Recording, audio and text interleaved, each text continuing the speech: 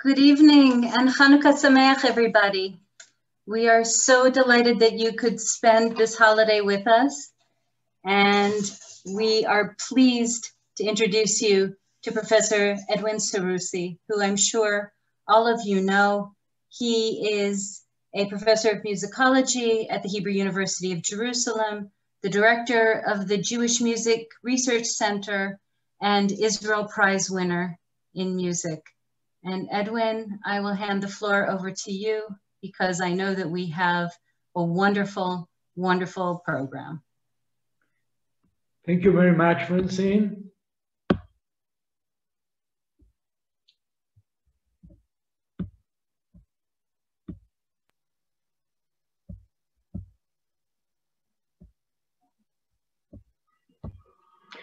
Okay, thank you.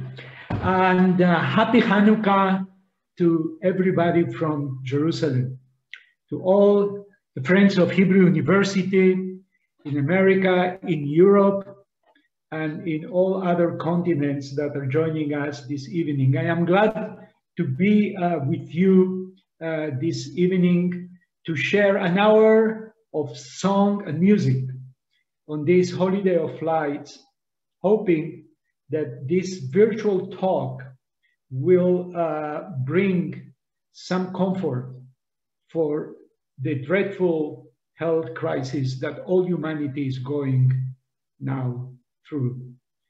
And I promise you that this presentation is going to be mostly about music, so we will start with music.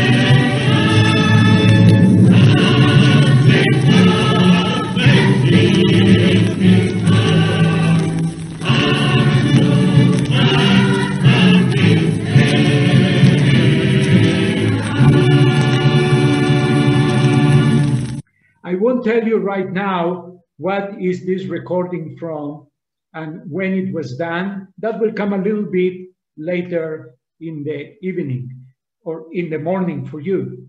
All what I want to tell you is that our subject is a song, Maoz Tzur, the song that most Jewish families sing in Hanukkah. If you want to know something about Maoz Tzur, what do? You go like everybody today, you go to Wikipedia, where you find a very nice article on the subject. So the question is, what can a Hebrew University professor add to Wikipedia?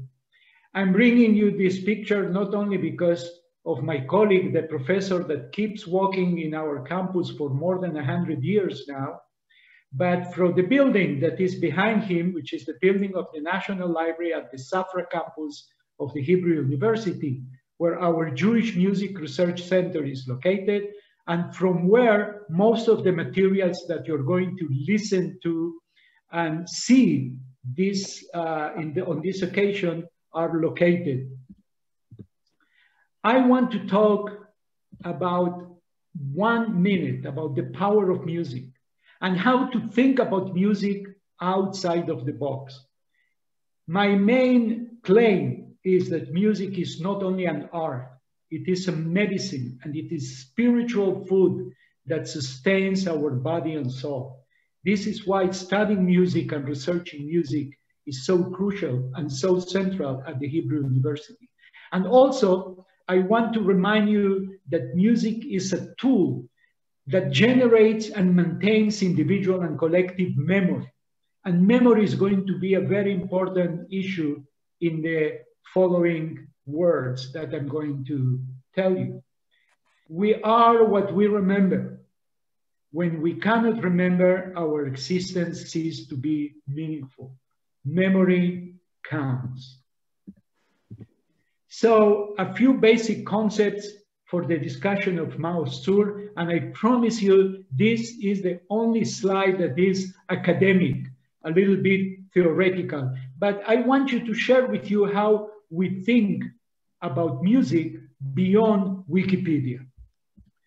Our first concern is about issues of conception and inception, how a song is made, how it comes to this world, what are the processes of creativity that are involved in the invention and sustenance of a song. And also, I want you to remind that creativity is never 100%. It always draws from previous experiences. It borrows.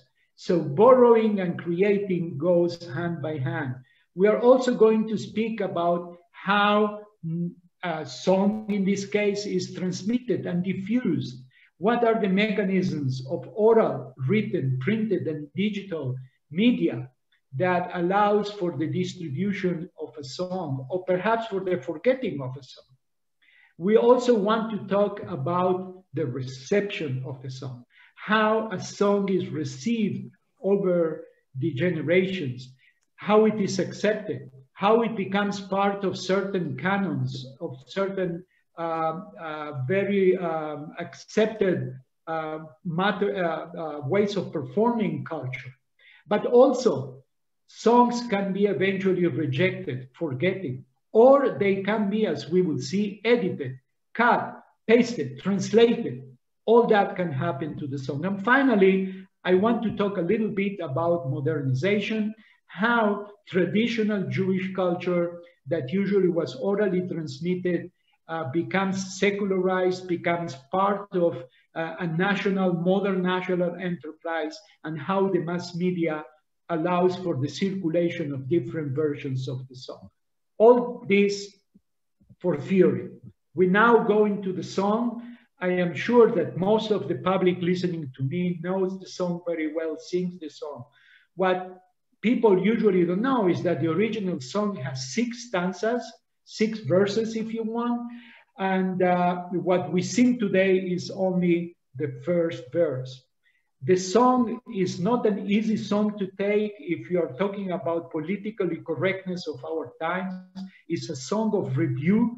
It's quite a violent song, I would say, against the non-Jews, or at least against those who put a bond on the people of Israel, like the Assyrians and the Persians, and of course, in the 5th stanza, the Greeks. So the 5th stanza of Maoz Tzur is actually the one that links the song directly to Hanukkah. Greeks gathered against me, then in Hasmonean days, they breached the walls of my towers and they defiled all the oils. And from the one remnant of the flasks, a miracle was brought to the roses. Men of insight, 8 days established for song and jubilation. And song and jubilation is the staple of Hanukkah, as we all know. The very end of the poem says, repel the red one. Who is the red one? Admon in Hebrew, that's the Christian. And this rebuke against Christianity led to the fact that, as we will see, this last stanza was erased from many prayer books. When was Maoz Tzur composed and where? Where, according to the most recent research, it probably was conceived in the banks of the river Rhine in Germany in the late 12th century. And the poem, interestingly enough, shows the incipient influence on Ashkenaz. And Ashkenaz, remember, at that time is German Jewry. There is still no Jewry in Eastern Europe. And this German Jewry starts to be poetically influenced by the very strong Sephardic school that emerged in medieval Spain. From our earliest sources, the song Maoz Tzur is called a zemer. That is to say, it is a song to be performed with a melody in the context of home and family. A little bit, just one word about how a Hebrew song is made. most piyutim, most of these religious Hebrew songs are made of biblical language in the Sephardic tradition. And so is Maoz Tzur. So I will only tell you about the 3 first words of the poem, Maoz Tzur Yeshuati. This string of 3 words appears for the first time in a poem by the great Sephardic poet and philosopher Solomon Ibn Gvirol. But Ibn Gvirol took all these expressions and put them together in a string of 3 words from 2 different Psalms. Psalms 31 or 89. 31 says, "You are my rock and my fortress." And Psalm 89, it says, "You are the rock of my salvation." And this is how we end up with fortress, rock of my salvation. So if you know Bible, if you know the Psalms, when you sing Maoz Tzur Yeshuati, you know that you are also saying verses from the Psalms. Maoz Tzur became extremely widespread, as we will see in various documents. We can attest for its constant practice. It was printed already in 1560, very early in the history of the printing press, in the Machzor Mikol HaShana, in the Machzor, in the order of prayers for the whole year, according to the Ashkenazi Minhag, published in 1560. Very early on, Maoz Tzur starts to appear more often in Seder Birkat Hamazon. The one pictured here is a bencher. I learned this word in America, a sort of Yiddish word that became Americanized. This bencher from 1739. You have here Maoz Tzur, and already here you have the song cut. The last stanza disappeared. We are living in Christian countries, and you don't want to upset the rulers of the country.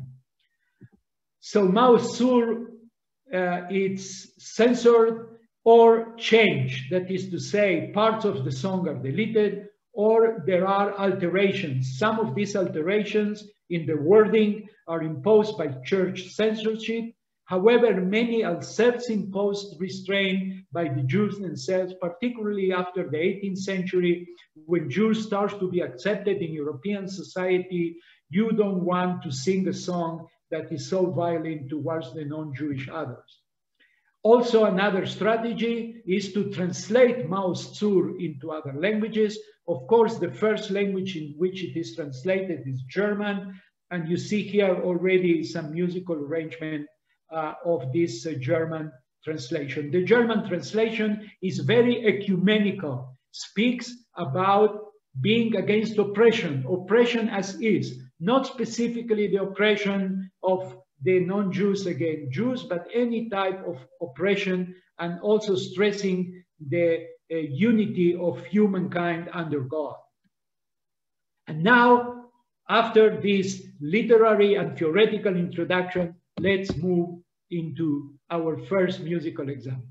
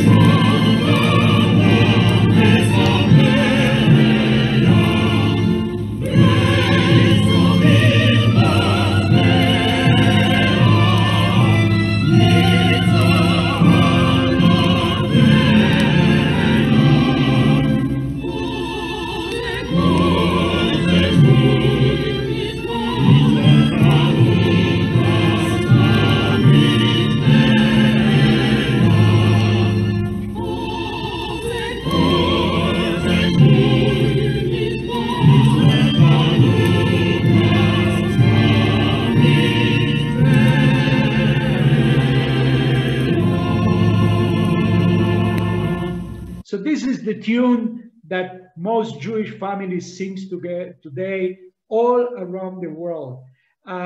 Regretfully, I cannot play you this entire piece by the great cantor Moshe Oisher.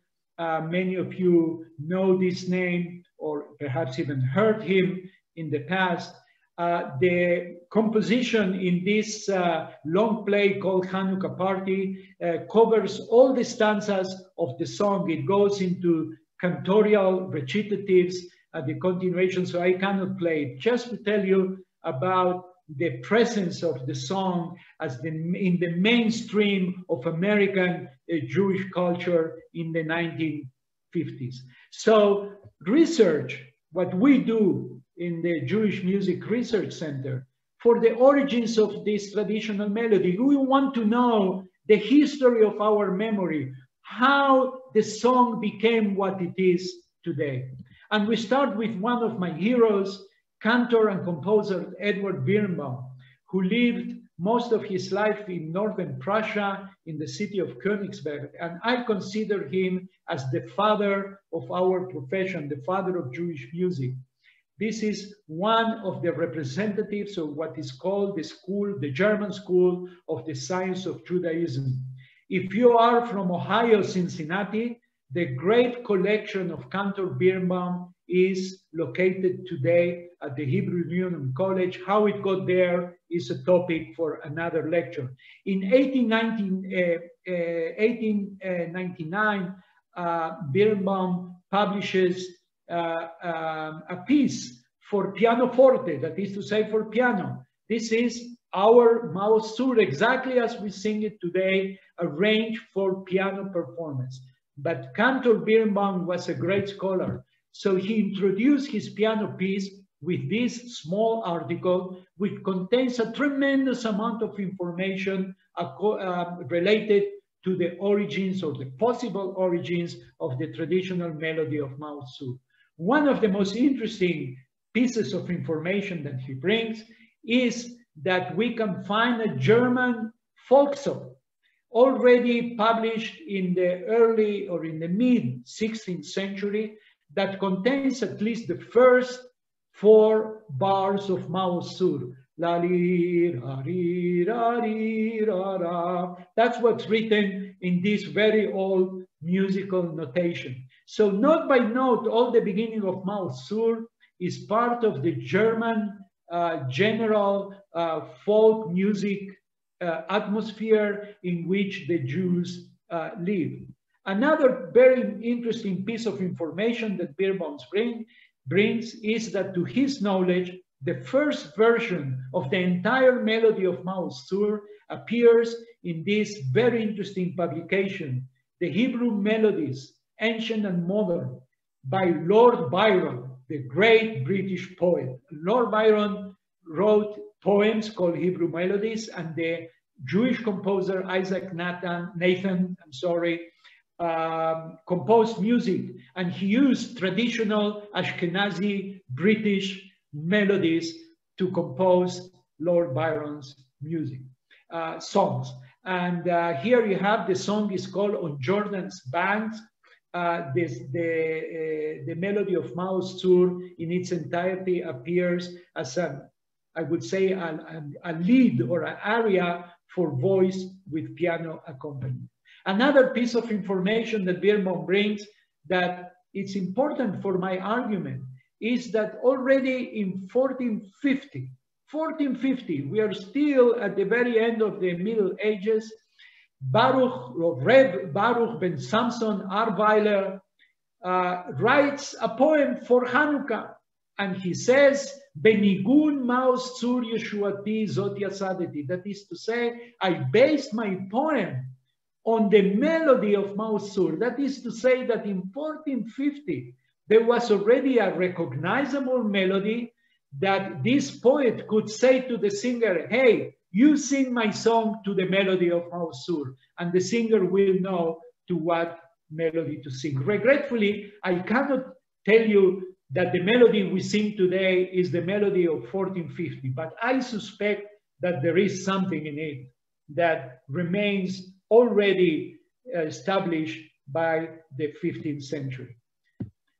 Not only that, but the same folk German song that we saw is the basis of Maoz Tzur is adapted by another, so to speak, new religion, the Christian Reformation by Martin Luther.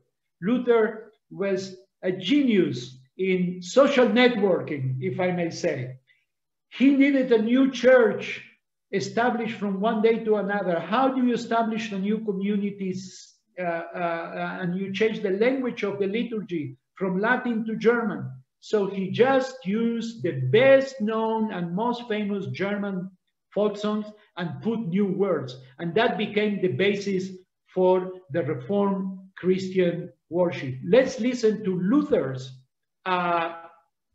arrangement of this same German folk song that is the basis for Maoz Tzur.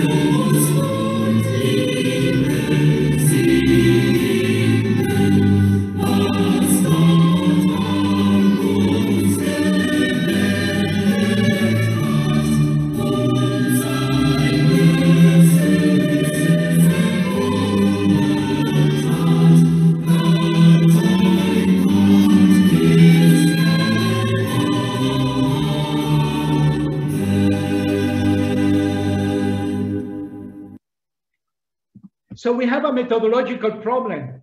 The beginning is identical to Maoz Tzur, but the continuation is not. More about that in a minute. All the information that Cantor Birnbaum published appears after very few years in the Jewish Encyclopedia, the most important modern Jewish encyclopedic undertaking of the beginning of the 20th century. This article on Maoz Tzur. Interesting, there is an entire article about one song in the Jewish Encyclopedia, and that song is Maoz Tzur, written by the Reverend Francis Leonel Cohen from Great Britain. And he, of course, quotes everything from Birnbaum, but he adds a little piece of information. It says that the song was modified by the English Jews. Who modified the song? This man, Julius Mombach, the great cantor of the great synagogue of London, Duke's Place. Once again, I bring you a picture for you to see this magnificent 19th century cathedral synagogues of Europe. Most of them were destroyed in the war.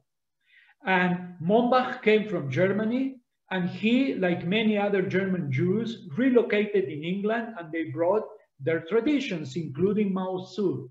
This is Mombach's version of Maoz Tzur as it appears in the Jewish Encyclopedia. Look at the words under the text and you will see that it's not the first stanza, but the fifth stanza, the stanza that speaks about the Greeks.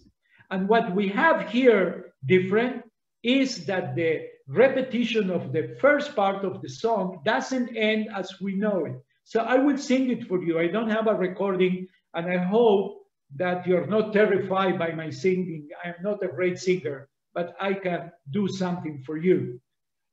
La ra ri ra ra ra ri, la ra ra ri ra ra ri, la ra ri ra ri ra ra, la ra ri ra ra ra ra. So you see, it goes in a different direction.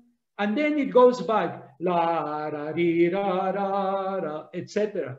So when you hear a person singing Maoz Tzur with that little melodic change, you know that most probably that's a British Jew or a Jew from the British Empire. This is what I mean with the issues of memory and identity, how a certain way of doing a melody can reveal the identity, where you come from. We are all Jews and we all sing Maoz Tzur, but if you sing this version, you come from a very specific place. Another important piece of information that Cantor Birnbaum didn't know is brought up from this another scholar and musician from Germany, Arno Nadel, a very important figure in Jewish music. And in around the time of World War I, Nadel purchases a manuscript by a certain cantor called Judah Elias of Hanover. The manuscript is dated in 1744. Therefore, this is one of the oldest, if not the oldest known manuscript written in music notation by a Jew. And the manuscript includes two pieces with the melody of Maoz Tzur. So we know that the melody already existed as we know it in 1744. However, the melody is not with the words of Maoz Tzur, but with the words of the Psalms, Odu Ladonai Kitov Kile Olam Chasdo.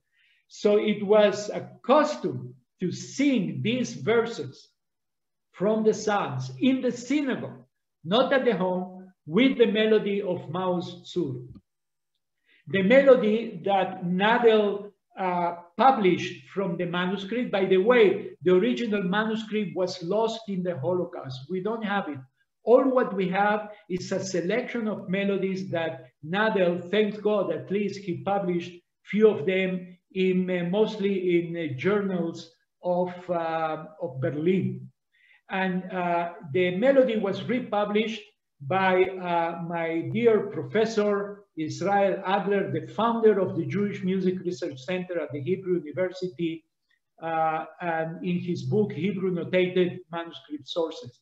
And here you see the melody without text, and you can see that the melody starts exactly as Maoz Tzur, but then it continues like a piece in the Baroque style, in the style of the period when Cantor Judah of Hanover lived. La ra ri ra ri ra la ra ri ra ra ra ra ra ra ra ra la ra ri ra ra ra ra ra ra ra ra ra ra ra ri la la ra ra ra ra la la ra ra ra ra ra. It goes into a totally different story. It becomes like a little Baroque concerto if you want, but still is an evidence that the melody that we know today, at least in 1744, was very well known and adapted for the synagogue.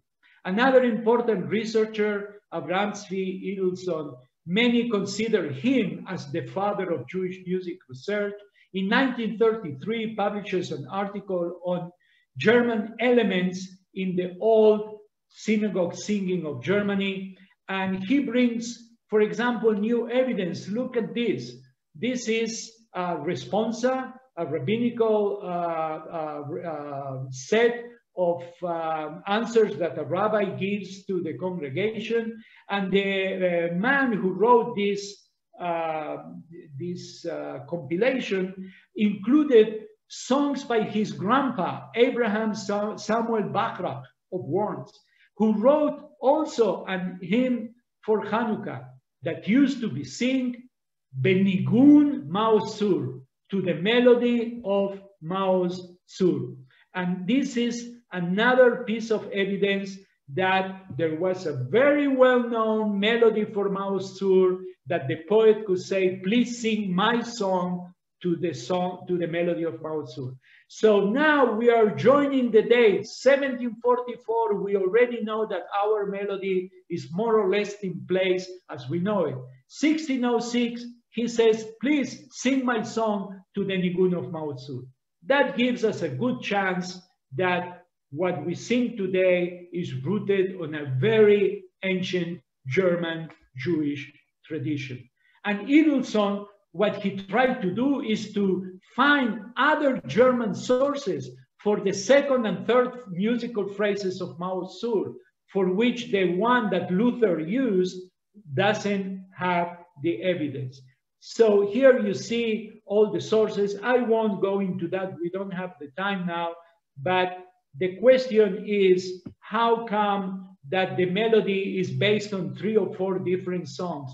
Cannot we think about Jewish creativity that uses quotations, but in a way creates a totally new unit.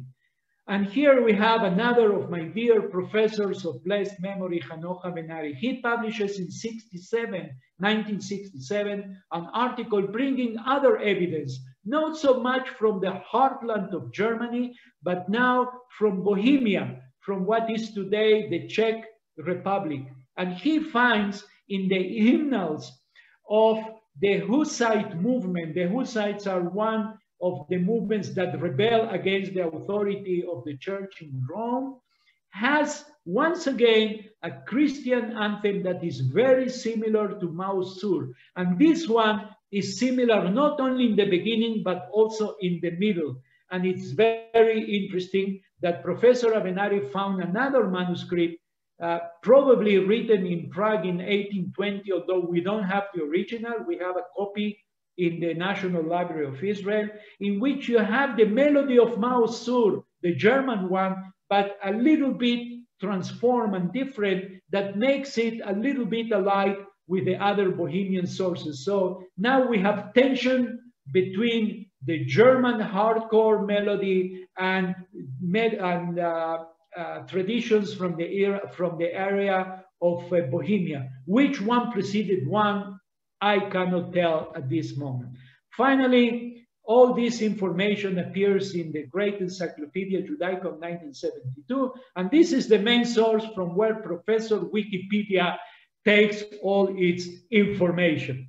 So what I wanted to show you here is that there is a pedigree, there is a story of information that goes from one researcher to the other, from one collector to the other, and I wanted to give the credit to the people who create this chain of Jewish musical memory. Let's now go into arrangements and offshoots of the traditional tune. We are now going to hear mostly music. One of the interesting examples I want to bring you is a composition by Samuel David, who was the very important figure in Jewish music in France in the late 19th century. And he composed the Hanukkah blessings to the tune of Maoz Tzur. Let's listen to this recording that were done by cantorial students from the Jewish Theological Seminary when they were studying here in Jerusalem, and the project was conducted by Hazan Marlena Fersman.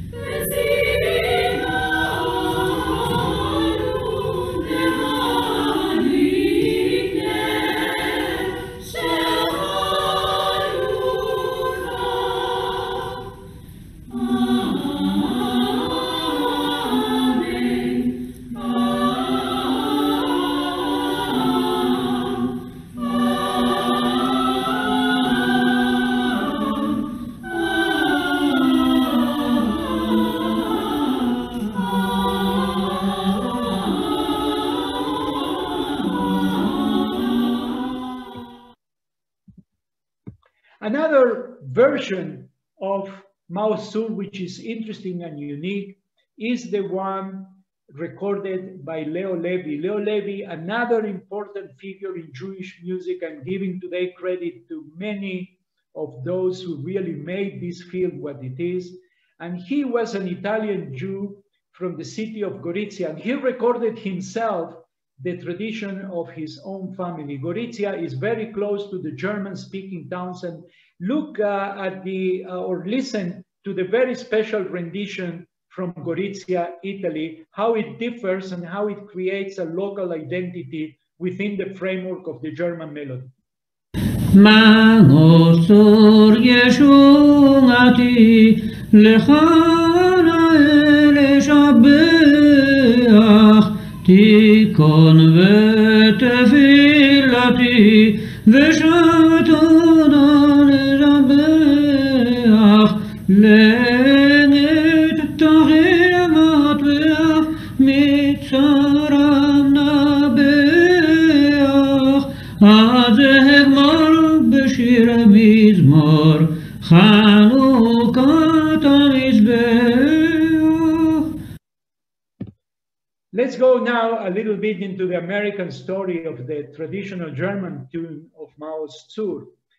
The tune and the piyut, the song, the Zemer Maoz Tzur, was obviously brought to America by German Jews. And already in the 19th century, Marcus Jastrow and Gustav Gottheil translate Maoz Tzur and in a way create a new paraphrase of Maoz Tzur, Rock of Ages. And many American Jews, this is the version that they know of Maoz Tzur. The song with the music appears in the Union Hymnal of the Reform Movement, a very important document from 1897, arranged, of course, for choral, for 4 voices. The song reappears also in Israel Goldfarb's Song of Praise for Sabbath Eve. Here we have, as you can see, 2 stanzas. That becomes the standard in American songsters, where you have the 1st stanza and the 5th stanza of the original poem. And another interesting issue here, and I'm sorry I'm going now into little details of musicology, but what is the American version that in a way continues the German one is the one that in the very last phrase, what you have is la ra di la ra ra ra. I will show you why this is so important and how Americans and Israelis differ in the version that they sing of Maoz Tzur. Maoz Tzur appears again. This is for our friends of the Hebrew University in Chicago. Appears in a very important publication, very influential, by Harry Coopersmith, Song of My People, published by the Anshe Emes congregation in Chicago. And here again, you have only the 1st and 5th stanza, and you have Rock of Ages on the side. And this songster had a very wide distribution in American Jewish schools. So many music teachers in American schools in the 30s and 40s and 50s used Songs of My People. So here you see again, la ra ri ra ri ra ra, la ri ra ri ra ri ra ra. Another very important songster published in America is published about the same time like Coopersmith by Moshe Nathanson. And Nathanson is not an American Jew. He is a Jew from Eretz Israel, born, raised, and educated in Jerusalem under Abraham Tzvi Evilson that I mentioned before. He comes to America in the early 1920s and becomes the cantor in New York City of the new Reconstructionist movement. He was the cantor of Mordechai Kaplan. And here we have something very interesting. First of all, we have this repetition of the last phrase, which was already customary in America and is very characteristic of the Israeli version. And here you have the way the song obviously was sung in Palestine at the time. By the way, most Hebrew songs coming from Eretz Israel at the time were known in America as Palestinian songs, which is interesting to think about that in our days. So what do you have? La ra ra la ri ra ra, not la ra ri ra ra ra ra, but you go up instead of going down. And this is one of the characteristics of the Israeli version. So you see, you can identify yourself just by the way you sing Maoz Tzur. Let's hear a few bars of Rock of Ages in an American folk style performed by Mark Combs to give honor to the American tradition of Maoz Tzur.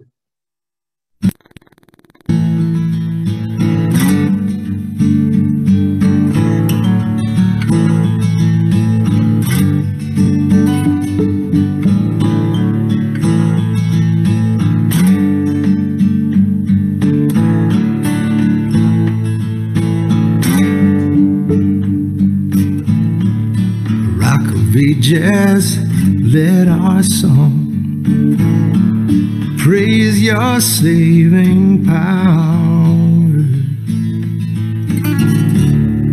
Thou amidst the raging foes, you were our sheltering tower, our sheltering tower.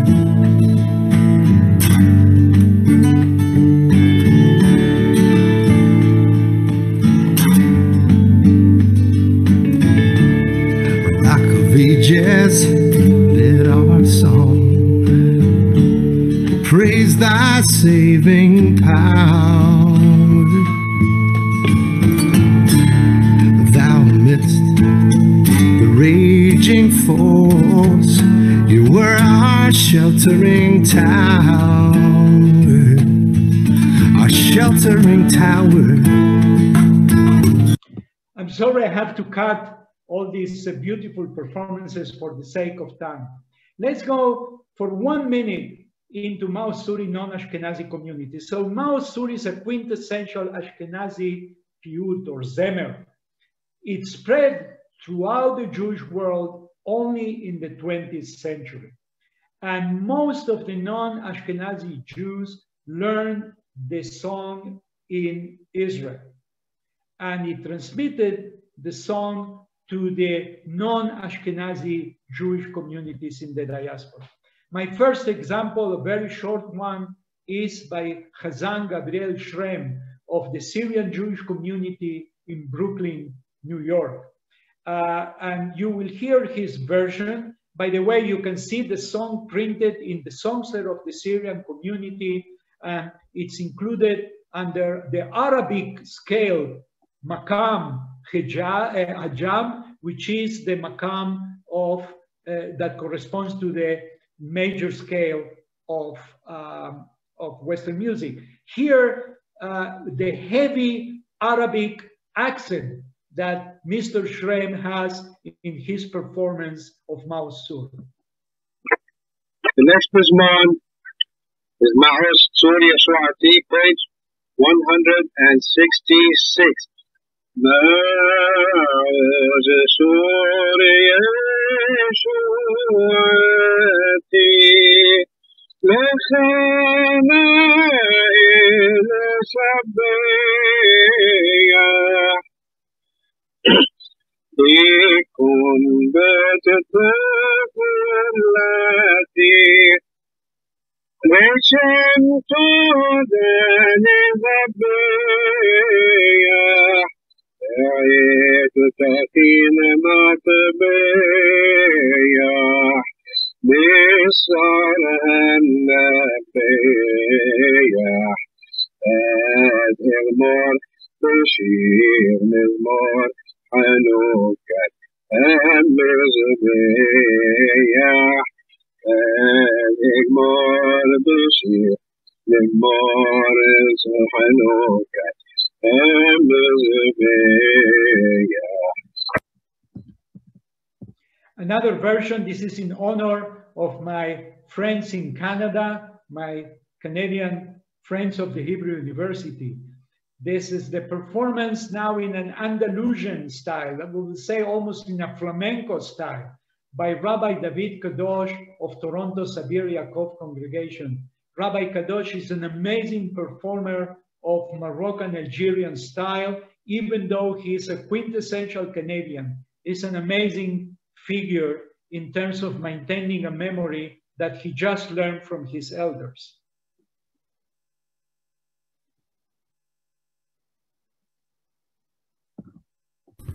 Maoz Tzur Yeshuati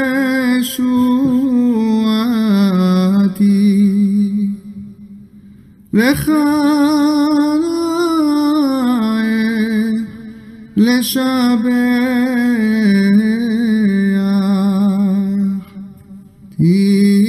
Tikon Bet Tefilati V'sham Toda Nezabeach. Amazingly beautiful, isn't it? How creativity can totally change and the 16th song and turn that into something new. There are other melodies for Maoz Tzur in the Ashkenazi tradition too. Not everything is the German melody. Let's listen to an Hungarian melody performed by Mr. Abraham Ehrenfeld from our National Sound Archives in Jerusalem. Pay attention to the heavy Hungarian Ashkenazi accent that this singer has. A melody that is traditional in Budapest, and what you see is the picture of the great synagogue of Budapest, one of the few that survived the Holocaust.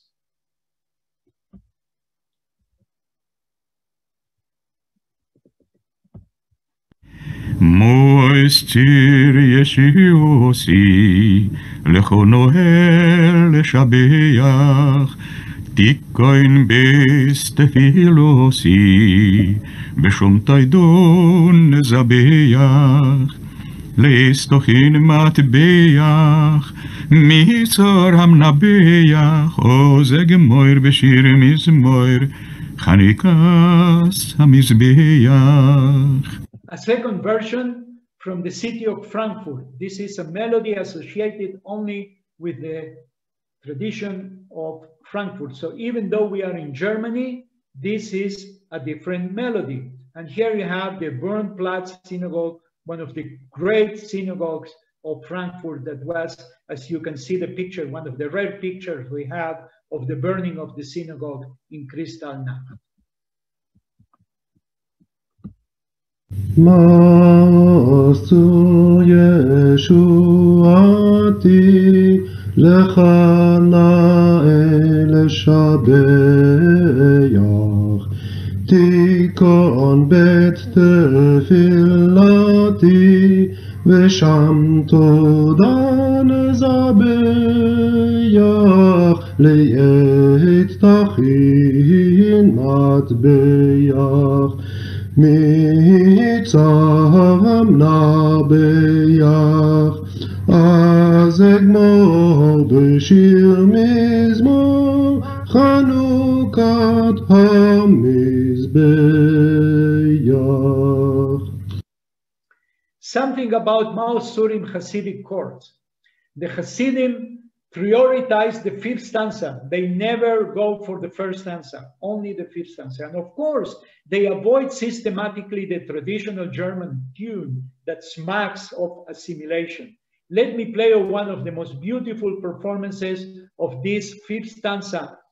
This is recorded live in a Tish, a reunion of all the Hasidim with the Rebbe in Jerusalem in 1987. This is live, included in the CD of the Jewish Music Research Center of the Hebrew University, the Hasidic Nigun as sung by the Hasidim.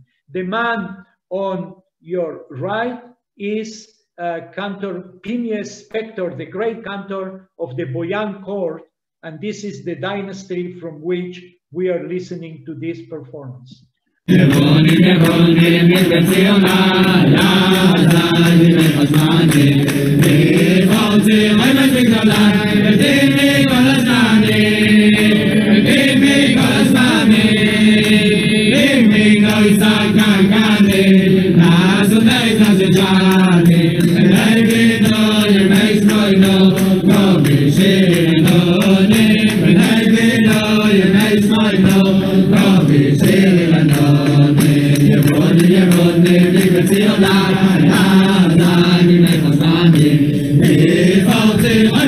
I'm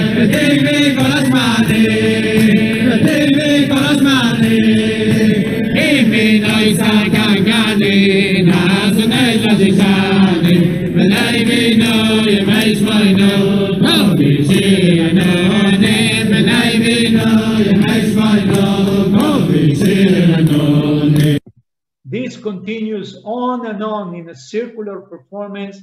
Every repetition of the melody goes stronger in terms of the dynamics. It's louder and louder, and it gets faster and faster. So it's really create an exercise around the table of Hanukkah. There are other less known nigunim, like this one that was published by another important collector of Hasidic nigunim, Meir Geshuri, in his book on the Hasidic and nigun and dance. We don't have a recording of this version that is attributed to Reb Mordechai, the cantor of Zaslav, who was the private cantor of Rabbi Israel Baal Shem Tov, the foundational figure of Hasidim. I will just hum for you this nigun, just a little bit of the beginning. Lai ra rai, lai lai rai ra rai, rai ra rai, lai lai rai la lai, lai lai rai la ra ra rai rai ra rai, lai ra rai la ra ra ri rai ra rai. Rai rai rai rai rai rai rai rai rai rai rai rai rai rai lai lai lai lai lai lai lai lai lai la rai rai rai rai rai rai, etc. Very beautiful nigun, not so much known. We have another amazing document from probably Hasidic traditions, even though it's written in this transcription by the same Italian musicologist Leo Levi, Oriental Melody, Lachan Mizrahi. He heard this melody from Mr. Nathan Hofshi from Moshav Nahalal in northern Israel. And this man was an amazing individual. He was one of the real first pacifists among the Zionist movement, very much close to Martin Buber. He was also one of the first vegetarians in the land of Israel, and he transmitted this nigun. Again, we don't have any recording. I will hum for you this Hasidic nigun, which is attributed to the Gur dynasty in Poland, to which the ancestors of Mr. Hofshi belonged to. Maoz Tzur Yeshuati lecha na veleshabeach tikon dei tefilati vesham toda nezabeach lehet hakin madbeach metzara menabeach azekmor beshir mizmor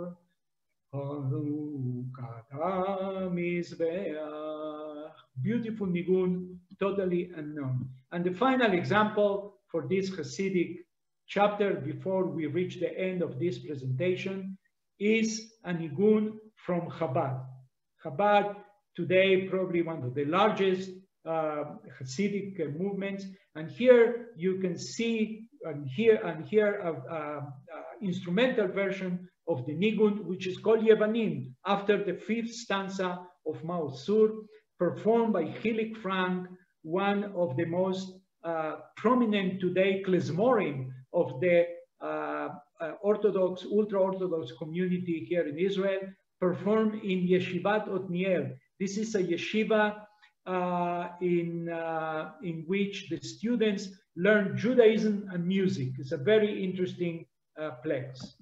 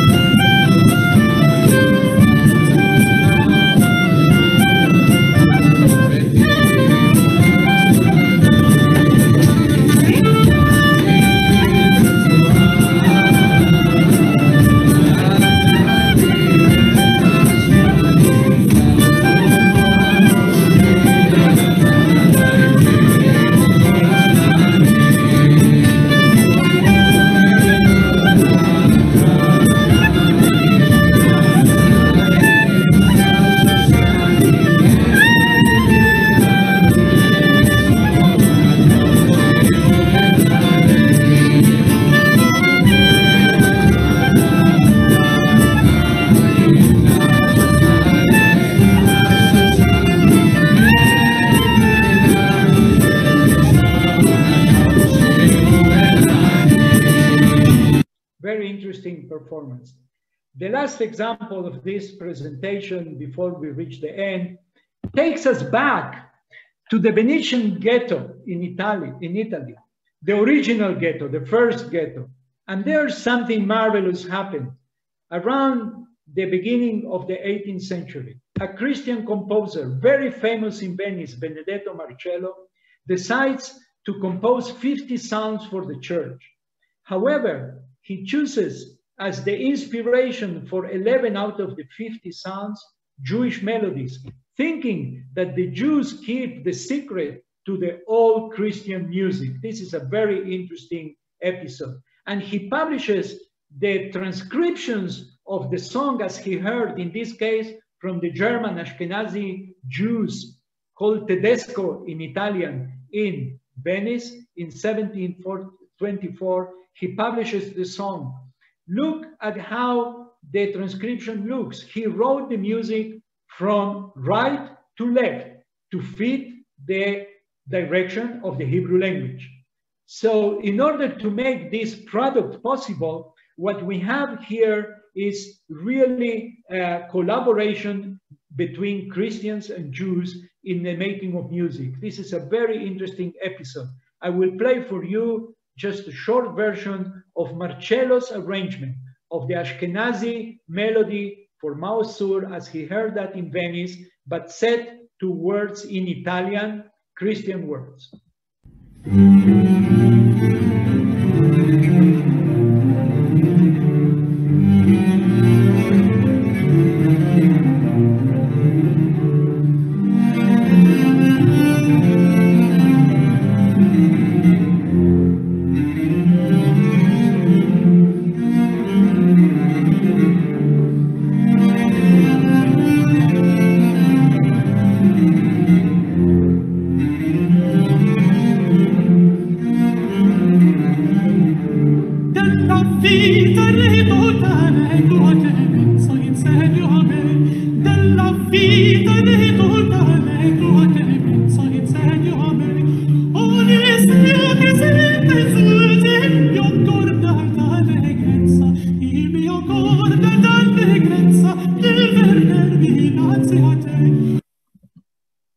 So who you think published this melody for the first time or brought to the public attention? Of course, Edward Birnbaum, whom I mentioned before in 1878, arranged in this case for voice and keyboard. Interesting enough, I won't play this out of the time considerations, but the Marcello melody remained in oral tradition in Italy until this very day. And finally, the Israeli Maoz Tzur, which has a very interesting story. On the one hand, we have the German version, but this Marcello tune, this Italian-German or Italian-Ashkenazi tune, was preferred by Zionist educators as being an alternative to the very un-Jewish tune of German origins. And here you can see the choral arrangement by the composer Yitzhak Edel. This arrangement was used in many Israeli schools in the 40s and 50s. And you can see here that melody, that same melody recorded by a Christian Jew, now attributed to him as the composer of the melody and appearing in the catalog of the Meir Noe Archive of Hebrew, that is to say of modern Hebrew songs. That's the way Maoz Tzur is cataloged in the National Library. Just a few bars of how this Marcello version of, or Italian version of Maoz Tzur was heard in Israel, performed by popular Israeli performers Sila Dagan and Oded Zamir.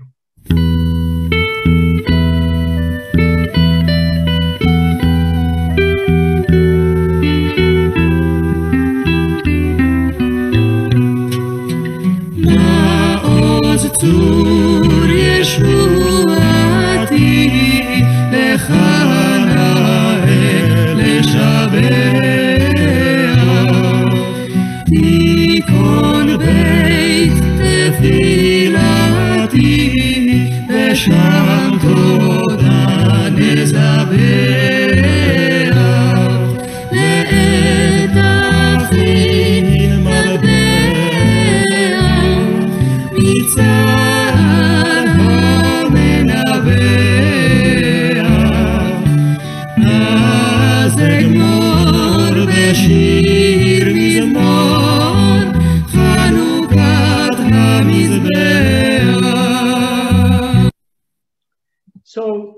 finally, we can put the final nail on the Israeli version of Maoz Tzur. What changed? Not only the last part is repeated, but it got another melodic twist. La ra ri ra ri ra ri, la ra ra ra ra ra ra ra, la ra ra ra ra ra ra, la ra ra ra ra ri ra ra. That's the Israeli version that we heard already from the non-Ashkenazi Jews in the United States being performed as the normative version today. That's the Israeli version, and the Israeli educators couldn't decide which one is the best one. So in this very important songster used in Israeli schools since the 1990s, you have both melodies, the German one and the Venetian Italian one, side by side for the teachers to decide which one they would like. Let me, towards the end, play you one of the recordings from Radio Israel. This is a very famous arrangement that was heard in the Israeli radio every day of Hanukkah, 2-3 times a day since 1962, when it was recorded by the Kol Israel, the choir of the Israeli radio, arranged by the composer Aryeh Lebanon.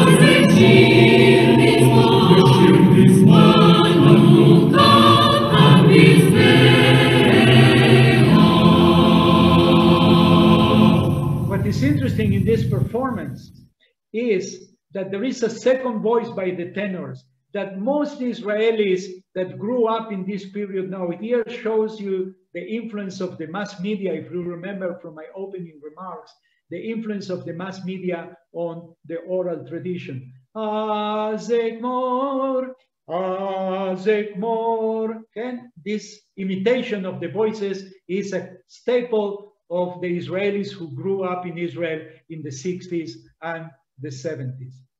Finally, many Israeli educators, like the great cantor Leib Glanz, who was very active in America, opposed that German melody, and he even wrote an article on the scene that we sing in Maoz Tzur. Why do we sing with this Teutonic, almost Christian or Christmas-like tune? He proposed to sing Maoz Tzur with the tune of the blessings of Hanukkah over the candles. That was Glanz's solution.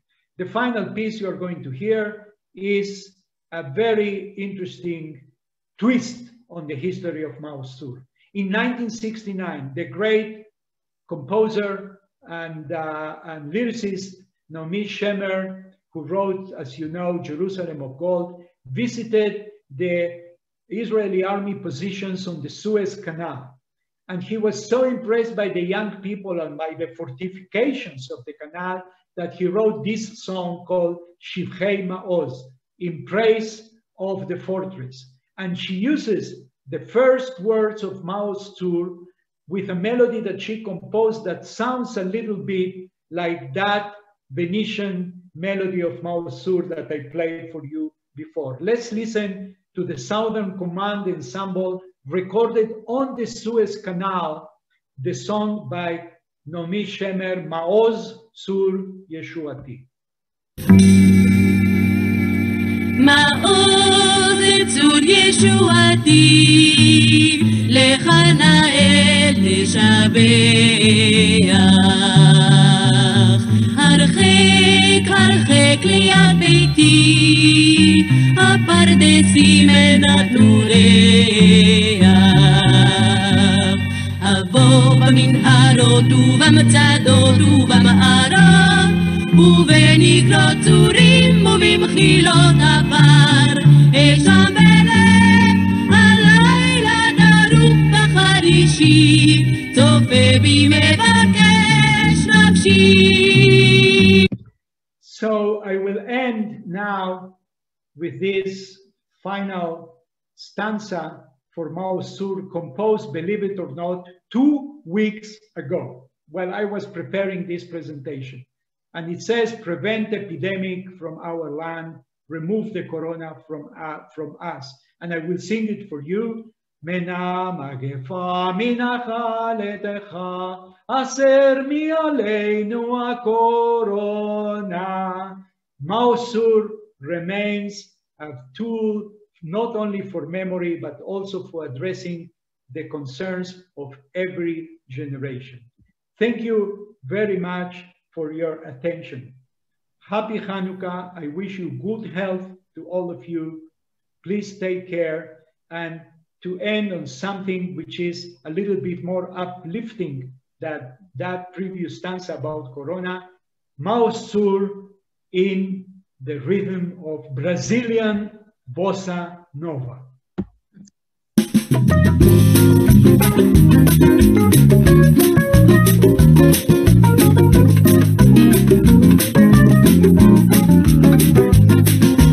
Maoz Tzur Yeshuati lechana el shabea tikun beit tefilati v'sham doda nizabea etachin mapea mitzapam nabea.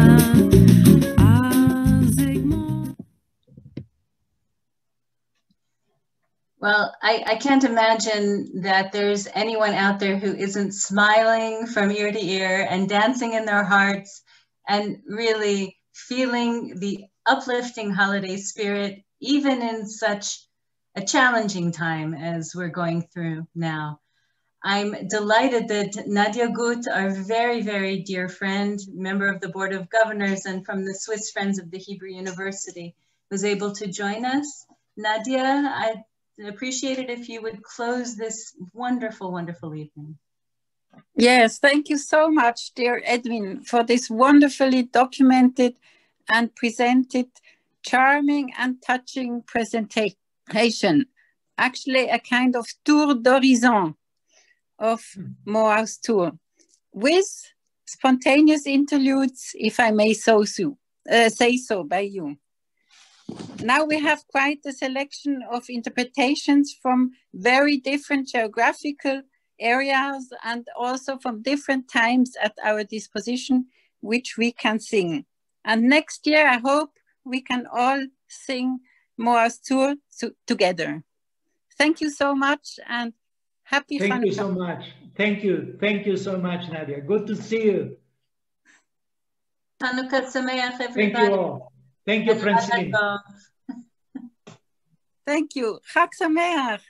Chag Sameach.